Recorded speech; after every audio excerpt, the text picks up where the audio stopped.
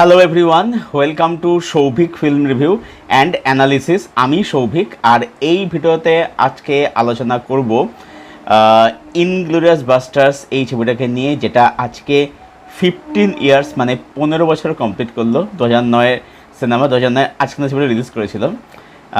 আমার খুবই পছন্দের একটা cinema, one of my favourite film, director Quinton Tarantino, he is one of my favourite director. তো সিনেমাটা কেন একটা মাস্টারপিস, কেন একটা ট্রু মডার্ন ক্লাসিক, সেটা নিয়ে আজকে ভিডিওতে ডিসকাশন হবে।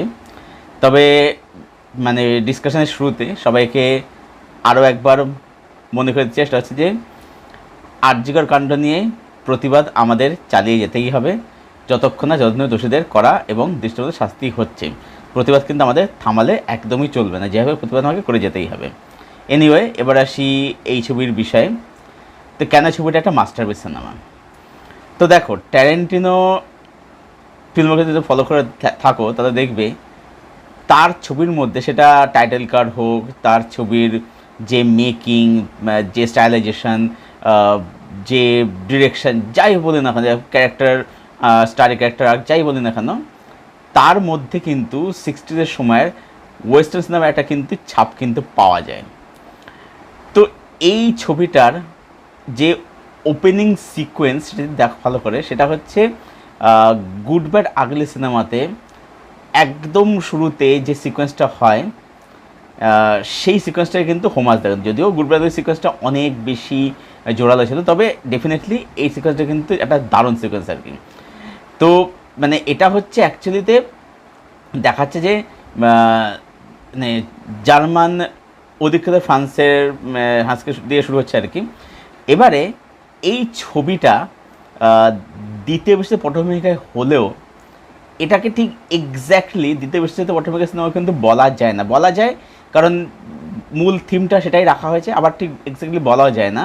মানে এটাকে ঠিক ওই ধরো সিলিন্ডার্স লিস্ট বা দ্য পিয়ানিস্ট, এই ধরনের এই ছবিগুলো যেরকম একদম পিওর দ্বিতীয় বিশ্বযুদ্ধের পটভূমিকাতে বানানো, এটা কিন্তু তার থেকে অনেক আলাদা। মানে এই ছবিটা হচ্ছে দ্বিতীয় বিশ্বযুদ্ধের পটভূমিকাতে বানানো, বাট ইন ট্যারেন্টিনো স্টাইল।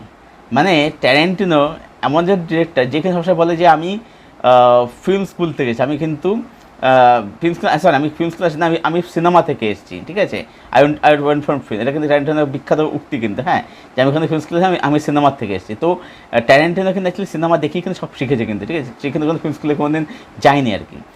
তো ট্যারেন্টিনোর উপরে দেখবে, যেটা একটাকে বললাম যে ওয়েস্টার্ন সিনেমা, যেগুলো সিনেমাগুলো ক্লিন্ট ইস্টউড, জন ওয়েন, এরা হেনরি ফন্ডা এরা করতো আর কি, তো সেই ছবিগুলো ছাপ পাওয়া যায়। আবার অন্যদিকে দেখো, ট্যারেন্টিনো নিজেকেও এতটাই গ্রেট বানিয়ে ফেলে যে সময়ের সাথে সাথে, যে আজকে ট্যারেন্টিনোকে দেখে আমাদের এখানে কার্তিক সুবরাজ, তারাও কিন্তু ট্যারেন্টিনো থেকে ইন্সপায়ার হয়ে কিন্তু জিগার ঠান্ডা বলে ছবিগুলো কিন্তু বানাচ্ছে। যাই হোক, Tarantino also is a great director. এবারে যদি দেখো ভালো করে, তাহলে দেখবেন যে এই ছবিটা কেন আলাদা অন্য ছবিগুলোতে। সেটা হচ্ছে যে আমরা অন্যান্য যে ছবিগুলো দ্বিতীয় বিশ্বযুদ্ধের পটভূমিকায়, সেখানে কি দিতে হয় যে জার্মানের যে নাজি, যেটা হিটলার মানে নাজি বাহিনী, তো নাজি বাহিনী তারা জিউসদের উপরে অমানুষিক অত্যাচার করছে। এখানে যেটা করেছে এটা হচ্ছে যে এখানে জিউসরা তারা মানে দল গঠন করছে, যেটা লিড করছে ব্র্যাড পিটের ক্যারেক্টারটা, এবং জিউসরা এখানে জার্মানি ধরে ধরে মারছে, মানে জার্মানি নাজি ধরে ধরে মারছে এবং রিভেঞ্জ নিচ্ছে আর কি।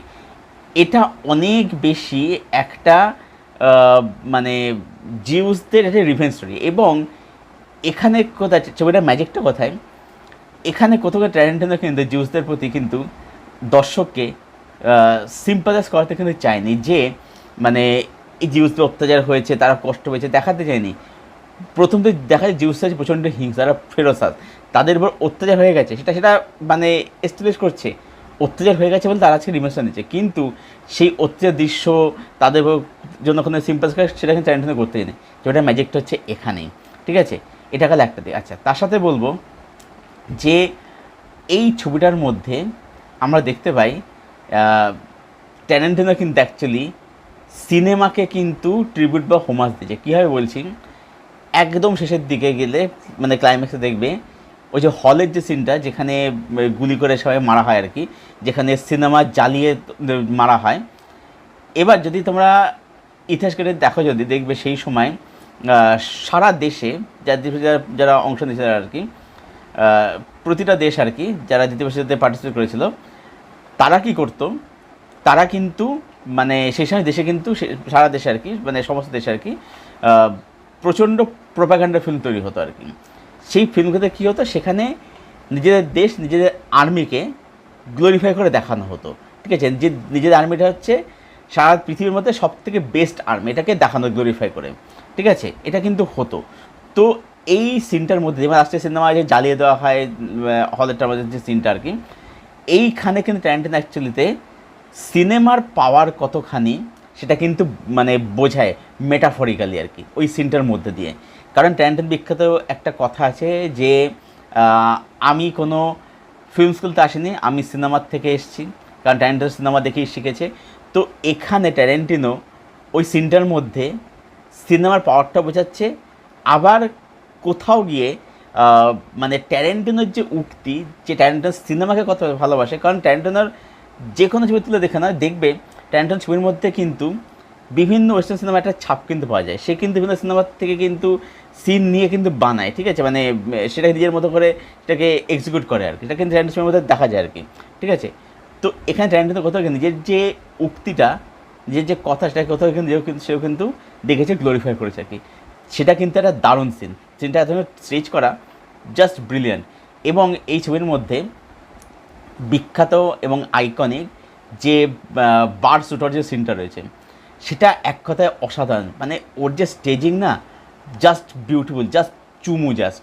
এবং ওই সিনটার আগে যে টেনশনটাকে বিল্ড করা হয় সেটা মানে ফ্যাব, সেটা দারুণ। এবং এই ছবিটা হচ্ছে আর একটা হাইলাইট হচ্ছে যে এই ছবির মধ্যে টেনশন, ছবির মধ্যে যেরকম সাসপেন্স, যে টেনশন দেখা যায়, মানে দুর্দান্ত দুর্দান্ত, দারুণ, মানে দারুণ দুর্দান্ত। এবং যেটা এখানে দেখবে যে ট্যারেন্টিনোর ছবিতে না প্রচণ্ড ফাস্ট এডিট দেখা যায় আর কি, ফাস্ট এডিট দেখা যায়। এবারে এইখানে সেটা কিন্তু একটু ডিমেনশনাল বলে আমার মনে হলো আর কি, ফার্স্ট এখানে নেই সেটা নাই রয়েছে, বাট সেটা এখানে কিন্তু অন্য ছবির তুলনায় একটু কম রয়েছে। এখানে কিন্তু অনেক বেশি কিন্তু টেনশান, সাসপেন্সের দিকে, ড্রামার দিকে সে কিন্তু ট্যারেন্টিনো কিন্তু ফোকাস কিন্তু করেছে। আর ডেফিনেটলি ছবির মধ্যে কিছু পারফরমেন্স, এই ব্র্যাড পিট, ক্রিস্টোফার ওয়ালস, প্রত্যেক মাইকেল ফ্যাসবেন্ডার, দারুণ, প্রত্যেকের পারফরমেন্স দেখানো। তার ছবির লুক অ্যান্ড ফিল, এই ছবিটার যে লুক অ্যান্ড ফিল, যেরকম কালারের কাজ, যেরকম ক্যামেরার কাছে দেখতে পাই, বিশেষত প্রথম যে সিকোয়েন্সটা, ওটাই ছবিটাকে না, মানে ছবিটা দেখা যায় দর্শকে না মানে টেনে নেবে, যারা প্রো অডিয়েন্স, যারা উন্নত অডিয়েন্স, তাদের কিন্তু অনায়াসে কিন্তু আকর্ষণ করে নেবে ফার্স্ট যে সিকোয়েন্সটা আর কি। এবং ওই যে লুক অ্যান্ড ফিলটা না, ওটা দেখে পরিষ্কার মানে মনেই হয় না, একদম মনে হয় না ছবিটা 2009 বানানো। দেখে মনে হচ্ছে ছবিটা যেন ওই সময় গিয়ে যেন শ্যুট করেছে, টাইম ট্রাভেল করে আর কি, মানে ফ্যাব, যাতে দারুণ দুর্দান্ত আর কি। তো এই সমস্ত কারণ যে ছবিটা কেন একটা ট্রু মাস্টারপিস সিনেমা, এটা হচ্ছে কারণ। তো এই ছিল আমার আলোচনা কুইন্টিন ট্যারান্টিনো পরিচালিত সিনেমা ইনগ্লোরিয়াস বাস্টার্স নিয়ে। তো তোমাদের কি ওপিনিয়ন এই সিনেমাটাকে ঘিরে অবশ্যই কমেন্ট করে জানাও। আর যারা সিনেমাটা দেখোনি, যা এখন দেখা হয়নি সিনেমাটা, যদি না দেখে থাকো কেউ, সিনেমাটা প্রাইমে অ্যাভেলেবেল আছে, জিও সিনেমাতে অ্যাভেলেবেল আছে, অবশ্যই দেখো। আর হ্যাঁ, সিনেমা দেখার সময় কিন্তু সাবটাইটেল অন করে দেবো, কারণ ছবিটা যেহেতু জার্মান অধিকৃত ফ্রান্সের মানে বেস করে করা আর কি, যেখানে ছবির মধ্যে ইংরেজি পাশাপাশি প্রচুর জার্মান, ফ্রেঞ্চ, কিছু ইটালিয়ান ভাষার ব্যবহার কিন্তু এখানে রয়েছে আর কি, ঠিক আছে। তো সেখানে ছবিটা দেখার সময় সাবটাইটেল অন করে দেখো। এবং আমি বলবো যে ছবিটা তোমাদের কিন্তু একটা আলাদাই মজা কিন্তু প্রোভাইড করবে আর কি, যারা সবাই যারা ধরো ওয়ার্ল্ড সিনেমা কনজিউম যারা করছো আর কি, তারা ছবিটা যখন দেখবে, ছবিটা তাদের কিন্তু একটা আলাদাই মজা প্রোভাইড করবে। এনিওয়ে, এই ছিল আমার আলোচনা ইনগ্লোরিয়াস বাস্টার্স সিনেমাটাকে নিয়ে। তো সিনেমাটা যা দেখেছো, তোমাদের ওপিনিয়ন প্লিজ জানাও কমেন্ট সেকশানে। ভিডিওটা ভালো লেগে থাকলে লাইক করো, শেয়ার করো, চ্যানেলটাকে অবশ্যই সাবস্ক্রাইব করো, পাশের বেল বাটনটাকে প্রেস করে দাও এরকম আরও ভিডিও পাওয়ার জন্য। আর আমার সঙ্গে জুড়তে চাইলে আমার ফেসবুক লিঙ্ক দেওয়া থাকে নিচের ডেসক্রিপশন বক্সে, সেখান থেকে তোমরা আমার সঙ্গে জুড়তে পারো, সেখান থেকে আমরা ফ্রেন্ড হতে পারি। ভিডিওটা এখানে শেষ করছি। থ্যাংক ইউ সবাই, দেখা যাবে টিল দেন, টাটা। তবে যাওয়ার আগে আরও একবার মনে করে দিয়ে, সেটা হচ্ছে যে আরজিকর কাণ্ড নিয়ে প্রতিবাদ আমাদের করে যেতেই হবে, যতক্ষণ না যতদিন অবধি দোষীরা করা এবং দৃষ্টান্তমূলক শাস্তি পাচ্ছে। প্রতিবাদ আমাদের চলছে এবং চলতে থাকবে। দেখা চ্যানেলের সাথে পরক্ষণ ভিডিওতে। Till then, tata.